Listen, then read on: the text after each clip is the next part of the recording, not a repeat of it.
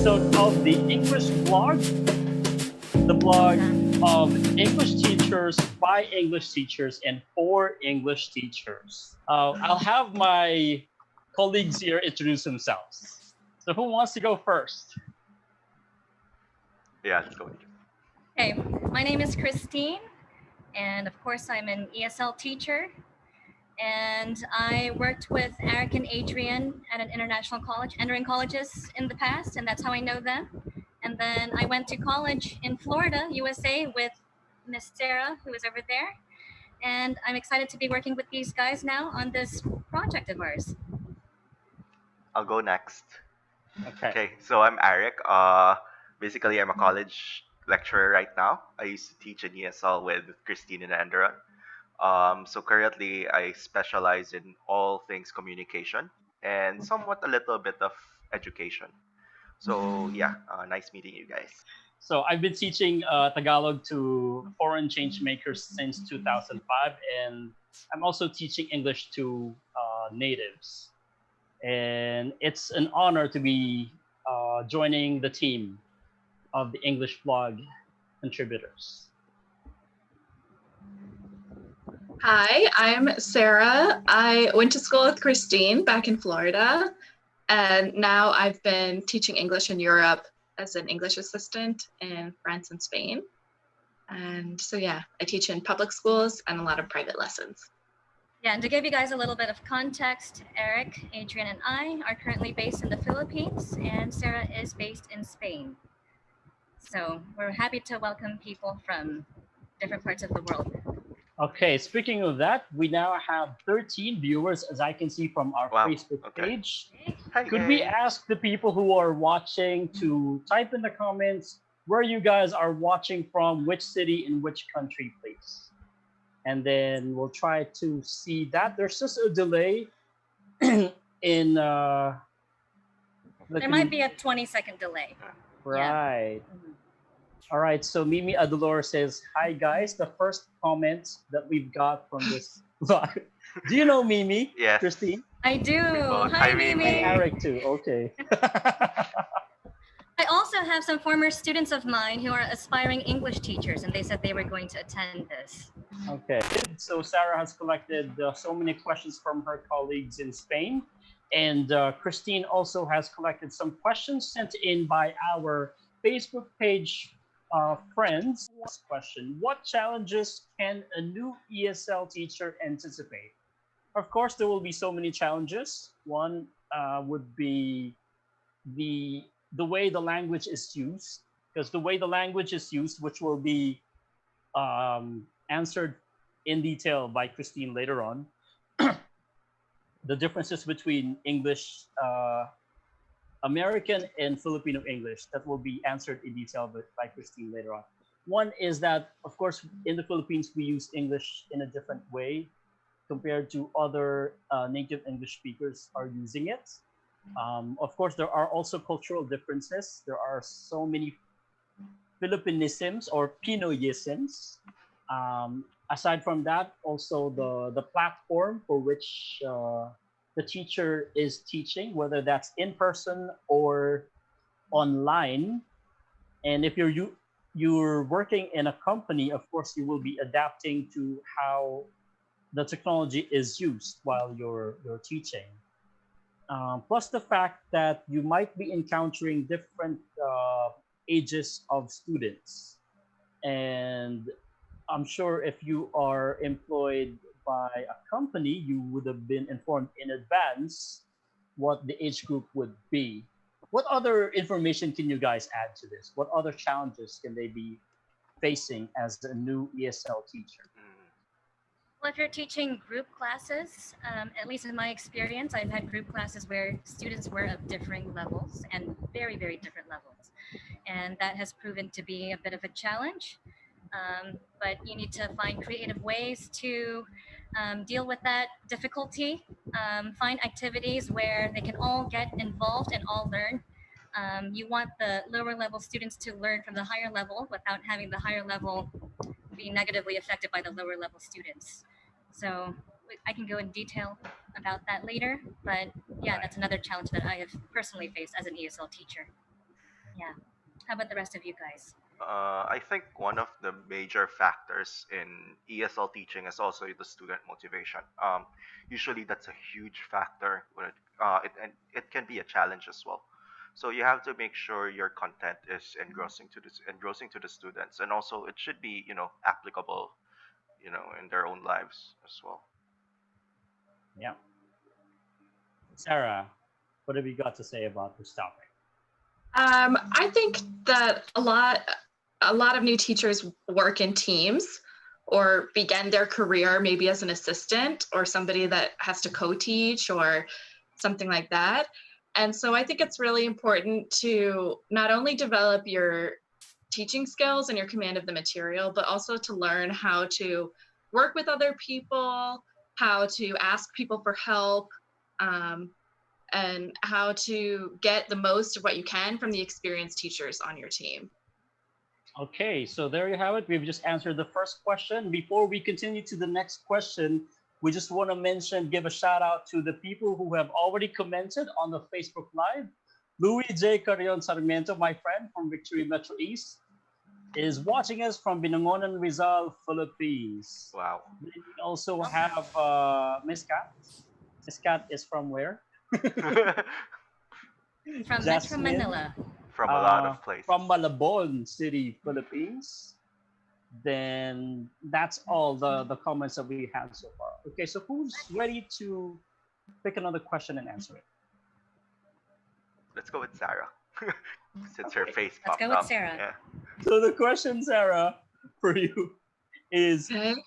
there are so many acronyms here. What is the difference anyway between ESL, EFL, EAL, ESOL, and what is the most appropriate terminology today? Yeah. Well, the terms, there's a lot of them. They're a little bit overwhelming. They all kind of have different subtle meanings.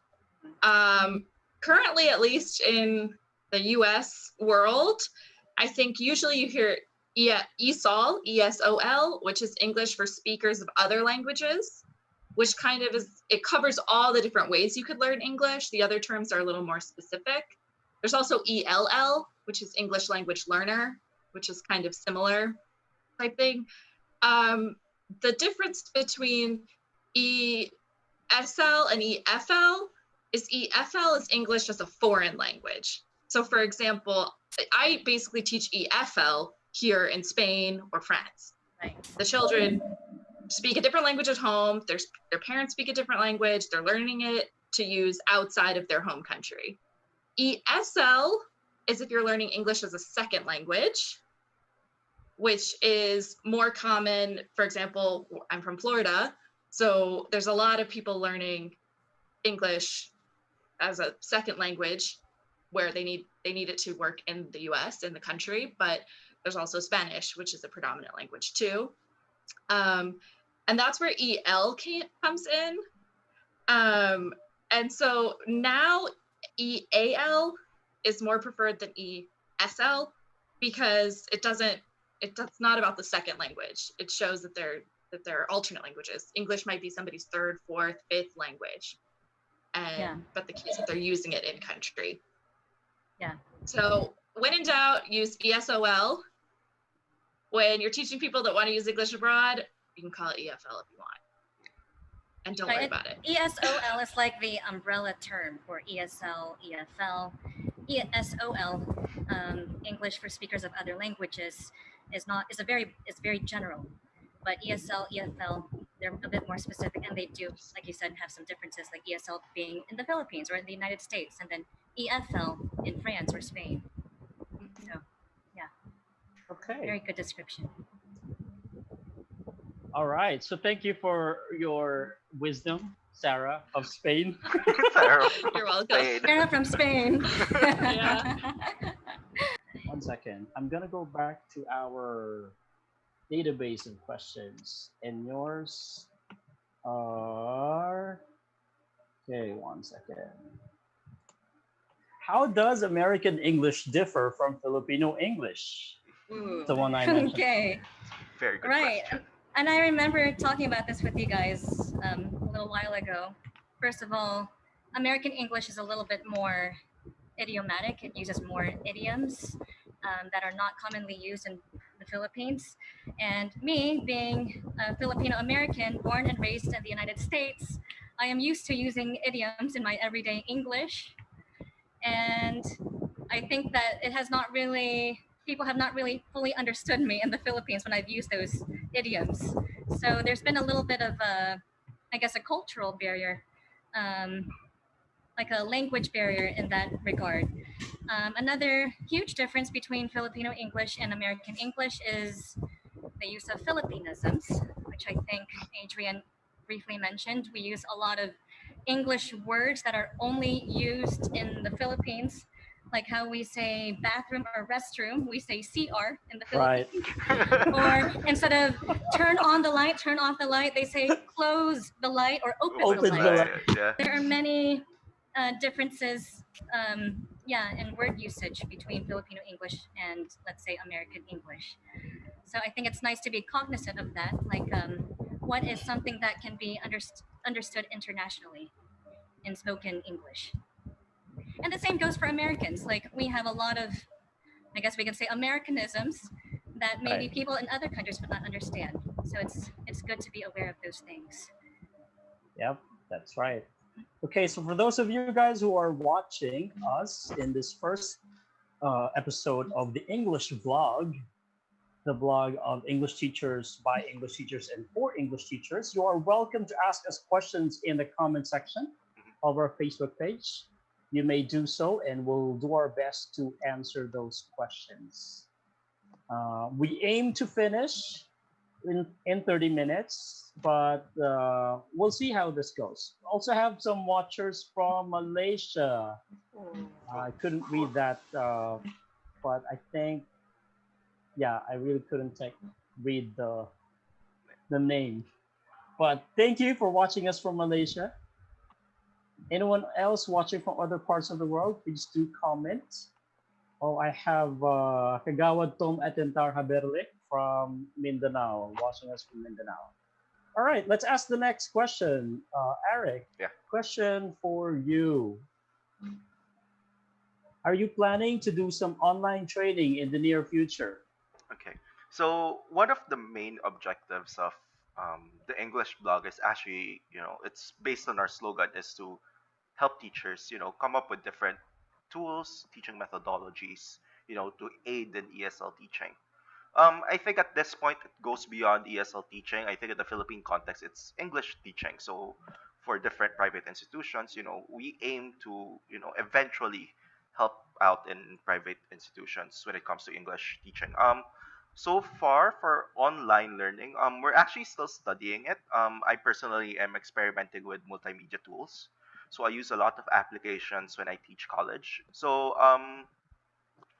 let eventually we hope to be able to establish an online teaching course which you can access, um, hopefully within the year. So I think there's a dire need for this, especially with the pandemic right now. So I think hope, yeah, maybe in a few months. So ideally we might use Google Classrooms. You can pick out some resources there that can help you, teach your classes. So yeah. Right. Thank you for answering that question, Eric. Would you like to add anything to that, Christine? Yeah, I like what Eric said about using multimedia tools. Having worked with Eric at Enderin Colleges, I have learned a lot about these different multimedia tools, such as phone apps or apps that you can download on your computer. If Eric can maybe talk a little bit, I forgot the names of some Yeah. of them, but one of them was Mentimeter. Yeah. I've seen that also used in conferences and seminars, Yeah. and I actually started using that a little bit because you introduced me to it. I think Powtoon, is that how you Yeah. pronounce it? Yeah, Okay, How yeah. to, yeah. that's right. So I like his creativeness and his ability to use modern technology in ESL teaching because that's something that's very important for us. So am I gonna Okay. run down the applications or? Yeah, Yeah. sure. Okay. What So I'll other mention some. applications do you use? So basically, I also use Padlet. So you can go to padlet.com. It's basically an open board where students can post their ideas with images. You also have Miro, free board. So it's like my like a post-it type best website. You can check it out. You can also use Kahoot. Kahoot is like a trivia show application. You also have quizzes. You have so much. So if you want to learn more, send us a message. We can give you like a database of different online tools you can use, and maybe a little instructions if you need help. So, how can we improve the quality of English education? I think I actually wrote a blog in our website about this one. The key really is lifelong learning and innovation. That those two go hand in hand. We have to, just like the technology platforms that Eric mentioned earlier, we have to learn how to adapt to the changing times because the attention span of students nowadays are getting much shorter. I heard that the attention span of people nowadays is just as short as that of a goldfish, like a 10 second. After that, people get distracted easily. So we really have to capture their attention, and not only that, we have to capture their hearts as well, so that they're doing it with us, not by obligation, but because they really want it, because they're really liking what they're learning from us. You guys have anything else to share with this question? Well, I like one thing that you mentioned in your blog article on our website, having empathy and compassion, because it's hard to connect with your student and teach them effectively if you cannot have some empathy and compassion. And so, Right. try to put yourself in the shoes of your student, and there's probably a lot more going on in their lives that you cannot immediately see. So be aware of that, and yeah, try to foster that genuine connection with them. Yeah. Okay, question for you, Sarah. Mhm. Something about reframing language teacher as acquisition facilitator, as inspired by that article link. Language teacher versus acquisition facilitator. Yeah. Okay, I guess we'll put a link to that article later down in the comments so you guys can read it. It kind of relates to the previous question, which it's a method of teaching where you kind of rebrand, and it's more than a rebranding. You really have to change how the teacher thinks about teaching, and you need to move from the instructor and having information flow through you and you controlling the information into a facilitator. And your job is basically to create a mini world full of English in your classroom that is safe and fun. And so students have a chance to interact with English in as real as possible ways. And as a native speaker, I can't name one time when I've ever looked at an English grammar table. And like, I don't need it. You don't need it for communication. Think of how native children learn English, and you're trying to model that. And it's very, just as Christine said, part of a successful classroom is building connections with your students. And that is much, much easier to do when you're doing real activities together, and it becomes a social interaction that is done through English. And that is much more effective than giving people a PowerPoint with a bunch of grammar tables and that kind of stuff. Right. Yeah. So, like she said, it's one thing to be a language teacher, it's another thing to be an acquisition facilitator. A lot of people, they just focus on rote memorization of grammar rules and vocabulary, and they think that's effective teaching, but really it's not. Now, I know that language acquisition, or facilitating the acquisition of language is a lot less straightforward, but it really is more effective. And the classroom, being a context in and of itself, has so many limitations. So if you can bring in as many different contexts into the classroom to make it as realistic and practical as possible, then you're going to be an acquisition facilitator. This is very timely. So, how do we self care as teachers to avoid burnout and manage stress? Especially you, coming from your experience, who's teaching 10 hours a day the past few days, or was it last week? This is actually, I remember having this kind of conversation with Eric at Endurin. Yeah. I don't know if you remember that, Eric. But I'm sure. yeah, burnout is definitely a thing, and I experienced burnout in my career as an ESL teacher over the several years that I've been teaching. And I think the things that you should do, there are two categories. I guess one is what you do at home or outside of work, and then what the other is what you do at work. What has helped me a lot at work is forging close connections with the people I work with, even if it's just a few close connections, because they can relate with your experiences of burnout, especially the more experienced ones, and they can give you some advice and tips for how to overcome that. But you should also realize that burnout is a normal part of the process, not just in teaching, but in any other Yeah. career. So just recognize that and acknowledge it. What you can do at home is try to change things up a little bit. I enjoy exploring new hobbies and interests, and I've realized that that has changed the way I approach my lessons in the classroom, actually. So I recommend that other people do that. Okay. Anyone would like to add to what Christine mentioned? Self care. I think everyone has their own routine for self care. Effectivity may vary. Like for me personally, I like working at night. So in the morning, I usually just really play games, watch videos, just to release myself from the burnout and the stress. Yeah, so it's different, How different about you, styles. Sarah? How do you deal with this? Oh, well, yeah, I don't feel too burnt out right now, but I am in Spain under COVID lockdown, Okay, and calling the it is pretty supervisors of Sarah and her stressful. work. uh, so like you can't even go outside. And I think it's important to keep to a routine and one that'll help you not overwork yourself Yeah. when you've got so much to do. And when you have nothing to do, it keeps you from floating off into a timeless, spaceless void.